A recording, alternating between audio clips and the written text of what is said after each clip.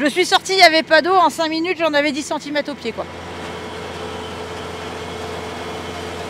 J'ai pris la décision de laisser les chevaux dans les box dans un premier temps, parce que les évacuer la nuit, entre le stress et tout, j'estimais que c'était prendre plus de risques qu'autre chose. Et là, depuis ce matin 7 h, avec tous les collègues de Savoie, on s'organise les transports, qui peut me prendre combien et tout ça. Et avant midi, les 50 chevaux du club seront replacés au sec et à l'abri, quoi. J'ai pas de blessés, j'avais peur qu'ils soient en hypothermie. Bon, ça a l'air d'aller. Ils sont tous debout, ils mangent et alertent, donc ça a l'air d'aller. Je suis là depuis 8 h et du coup là on sort tous les chevaux. Ils étaient un petit peu stressés, ça se voit. Et du coup quand on les a lâchés, ils sont tous partis parce que du coup ils étaient tous en panique à cause de l'eau. C'est une situation que vous aviez déjà vue? Jamais. Non, jamais. Jamais, ça nous était jamais arrivé. C'est la première fois que ça nous arrive comme ça.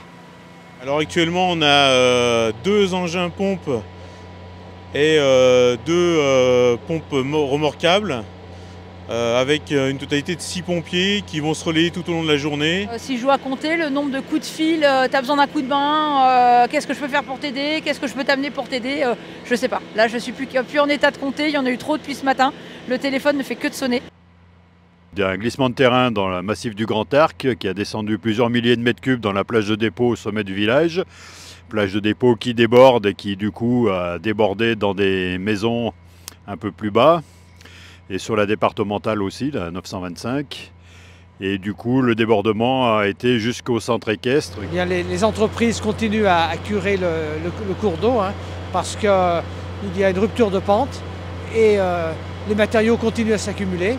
Ils tentent d'éviter un nouveau débordement et les sapeurs-pompiers sont à pied d'œuvre pour évacuer l'eau du centre équestre. Maintenant, il faut pomper, il faut évacuer l'eau. D'après les pompiers, au rythme où on va, ça peut prendre 2 ou 3 jours.